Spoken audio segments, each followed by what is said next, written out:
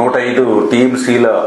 నీటి నిల్వ సామర్థ్యం కలిగినటువంటి తుంగభద్ర ప్రాజెక్టుకి సంబంధించినటువంటి మొత్తం 33 గేట్లలో 19వ గేటు రాత్రి సుమారు 11 గంటల సమయానికి కొట్టుకుపోయినటువంటి పరిస్థితుల్లో మన ముఖ్యమంత్రి చంద్రబాబు నాయుడు గారు వెంటనే స్పందించి వెంటనే జలవనరుల శాఖ మంత్రిగా నాతో, అదేవిధంగా మా కార్యదర్శి, మా ఈఎన్సీ ఇంజనీరింగ్ అధికారులందరితో కూడా ఆయన సమీక్ష జరిపి కర్ణాటక అధికారులతోటి మరి సమన్వయం ఎప్పటికప్పుడు చేసుకుంటూ అందులో భాగంగా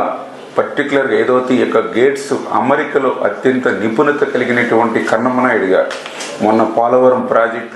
ఆ గేట్ల అమరికలో కూడా ఆయన కీలకంగా వ్యవహరించిన వ్యక్తి. ఆ కన్నమనాయుడు గారి యొక్క సారథ్యంలో ఏదైతే మన రాష్ట్రానికి సంబంధించినటువంటి యొక్క సెంట్రల్ డిజైనింగ్ ఆర్గనైజేషన్ ఏదైతే ఉందో ఆ సిఈ, ఎస్సీ, ఈఈలు వీరందరూ కూడా ఒక బృందంగా ఏర్పడి వెంటనే ఆ కొట్టుకుపోయినటువంటి గేట్కి పునర్నిర్మాణం చేయాలని చంద్రబాబు నాయుడు గారు ఇచ్చిన ఆదేశాలని ఇమ్మీడియట్లీ అమలు చేసుకుంటూ వస్తూ ఉన్నాం. ఏదైతే ఈ యొక్క తుంగభద్ర ప్రాజెక్టు పురాతన ప్రాజెక్టు కావడం వల్ల ఈ యొక్క గేట్కి ఇటువంటి సమస్య వచ్చినప్పుడు ఏదైతే స్టాప్ లాక్ గేట్స్ దీనికి ఆల్టర్నేటివ్ లేకపోవడం వల్ల ఈరోజు 30,000 క్యూసెక్కుల నీరు వరకు కూడా ఆ యొక్క కొట్టుకుపోయిన గేట్ నుంచి కిందకి పోతున్నటువంటి పరిస్థితి. అయితే ఒక్క గేట్ నుంచే ఇంత నీరు పోతే మిగిలిన గేట్స్ కూడా ప్రెజర్ ఏర్పడుతుందనే ఉద్దేశంతో, అదేవిధంగా మళ్ళీ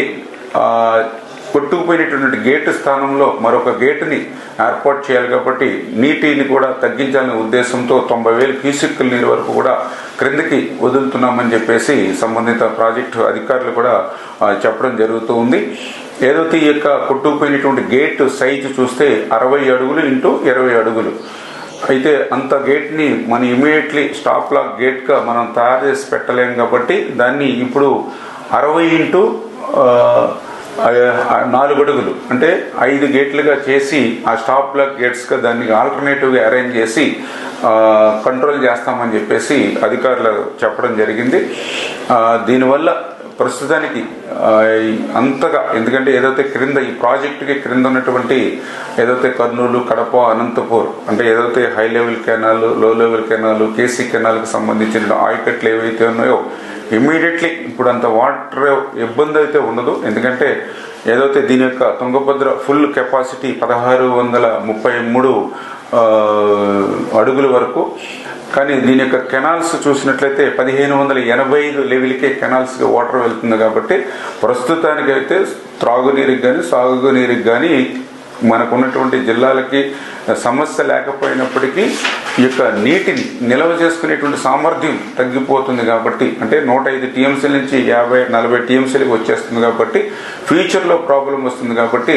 ఈ స్టాప్ లాక్ గేట్స్ ఏవైతే ఉన్నాయో ఇది ఒక 2-3 డేస్లోనే ఇది కంప్లీట్ చేసుకుని రేపు ఫోర్కాస్ట్ కూడా చూస్తే ఆగస్టు 15 తర్వాత మళ్ళీ వర్షాలు వచ్చి మళ్ళీ ఇన్ఫ్లో కూడా ఈ తుంగభద్రకు వస్తుంది కాబట్టి ఈ ఆగస్టులోనే మళ్ళీ ఆ 105 టీఎంసీల నీటిని కూడా నిల్వ చేసుకునేటువంటి అవకాశం ఉందని చెప్పేసి అధికారులు కూడా ముఖ్యమంత్రి గారితో సమీక్షలు కూడా చెప్పడం జరిగింది. ఖచ్చితంగా ఇవన్నీ కూడా ఒక టీం వర్క్గా యుద్ధ ప్రాతిపదికన ఎప్పటికప్పుడు రివ్యూ చేసుకుంటూ క్లోజ్ మానిటరింగ్ చేసుకుంటూ వెళ్తామని చెప్పి తెలియజేసుకుంటూ, ఎందుకైనా ముందు జాగ్రత్త చర్యలుగా అక్కడ కర్నూలు కలెక్టర్ గారితో, అదేవిధంగా ఆ యొక్క ప్రాజెక్టు కింద ఉన్నటువంటి ఏదైతే కౌతాలం, కోసింగి, మంత్రాలయం, నందవరం ఏదైతే మండలాలు ఉన్నాయో వారి ప్రజలందరినీ కూడా అప్రమత్తంగా ఉండడం,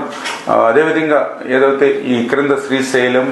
నాగార్జున సాగర్, పులిచింతల అంటే ప్రస్తుతానికి ఏ ఇబ్బంది లేకపోయినప్పటికీ కూడా అప్రమత్తంగా ఉండమని అక్కడ ఉండేటువంటి ప్రజలు కానీ ఇక్కడ ఉండేటువంటి డ్యాములకు సంబంధించిన అధికారులను కూడా హెచ్చరించడం.